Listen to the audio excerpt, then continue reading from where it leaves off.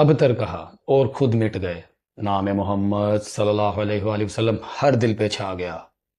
ذکر تیرا اذانوں میں، جواب رب کا قرآن میں، سورت کوثر فقط سورت نہیں، یہ اللہ کی طرف سے اعلان عزت ہے۔ السلام علیکم ورحمۃ اللہ وبرکاتہ۔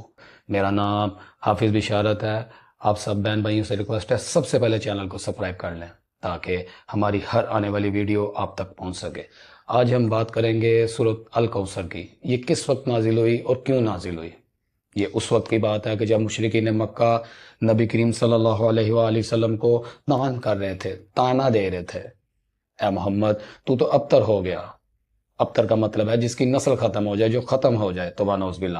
نبی کریم صلی اللہ علیہ وآلہ وسلم کے بیٹے فوت ہو جاتے تھے تو مشرکین مکہ نے نبی کریم صلی اللہ علیہ وآلہ وسلم کو طعنہ بازی کر کے یہ تکلیف دینا شروع کر دی۔ تو اسی وقت اللہ کی طرف سے یہ سورت نازل ہوئی، آسمان سے وحی نازل ہوئی۔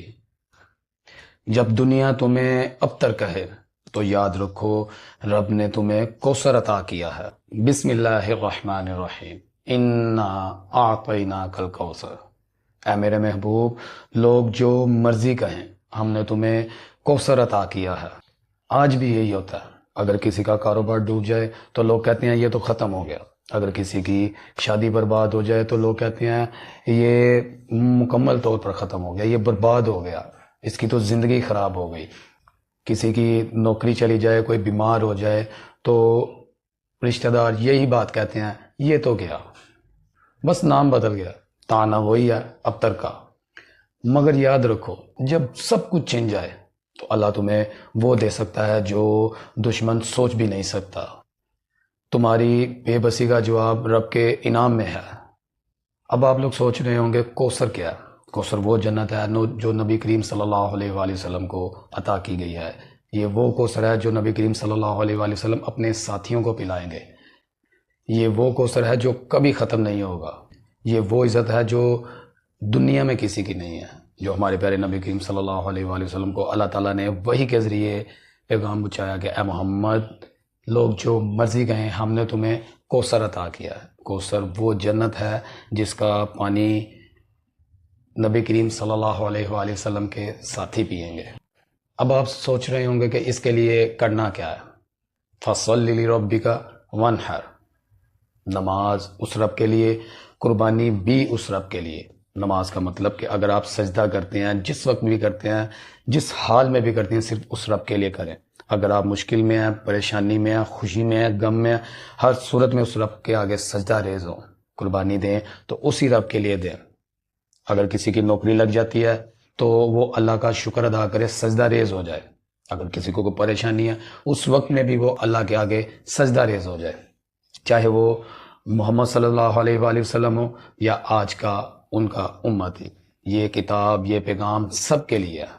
یہ پیغام ہمارے پیارے نبی کریم صلی اللہ علیہ وآلہ وسلم کے ذریعے ہم تک پہنچا، ٹھیک ہے؟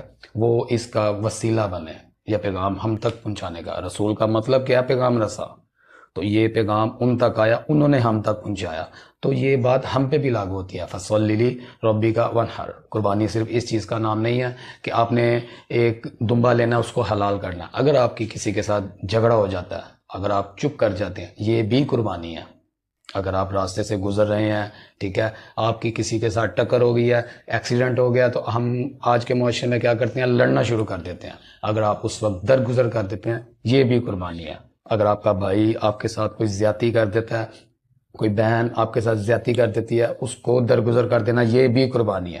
صرف دمبے کو حلال کرنا یا عید کی نماز کے بعد، عید الاضحیٰ کی نماز کے بعد قربانی کرنا، یہ قربانی نہیں ہے۔ ہر اس چیز کا نام قربانی ہے جو آپ اپنی خواہشات کو مارتے ہیں، نفس کو ختم کرتے ہیں، ہر اس چیز کا نام قربانی ہے۔ کیونکہ اس سے اگلی آیت میں اللہ تعالیٰ فرماتا ہے اِنَّ شَانِئَکَ هُوَ الْأَبْتَرُ، کہ اے میرے بندے، جس نے تجھے حقیر سمجھا، جس نے تمہیں ابتر کہا، وہ دشمن خود ہی کٹ کر مٹ جائے گا، وہ خود ہی کٹ کر ختم ہو جائے گا۔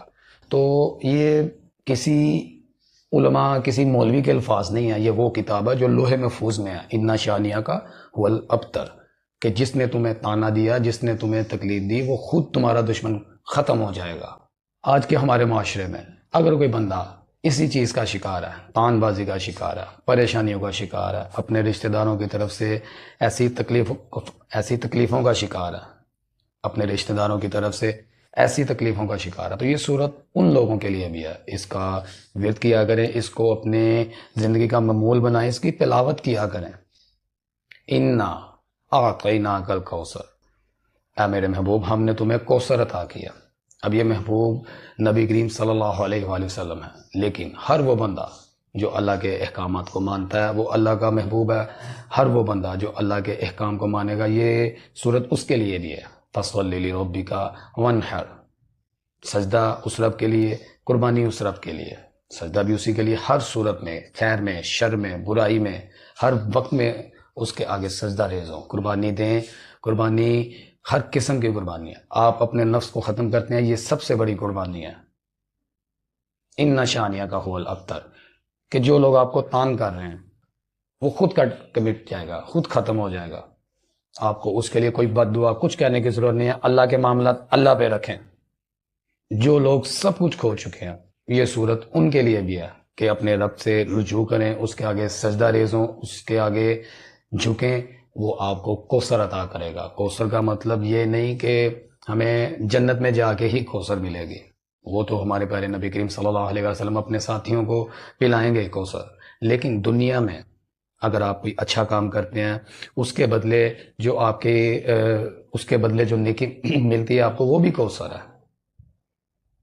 اگر آپ دنیا میں اچھا کام کرتے ہیں، اس کے بدلے میں آپ کو جو اجر ملتا ہے وہ بھی کوثر ہے۔ ہر وہ چیز جو آپ کو آپ کے رب کی طرف سے انعام ہے وہ کوثر ہے۔ اگر آپ کو ویڈیو پسند آئے تو اس کو زیادہ سے زیادہ شیئر کریں تاکہ یہ پیغام اور لوگوں تک پہنچ سکے۔ جزاک اللہ۔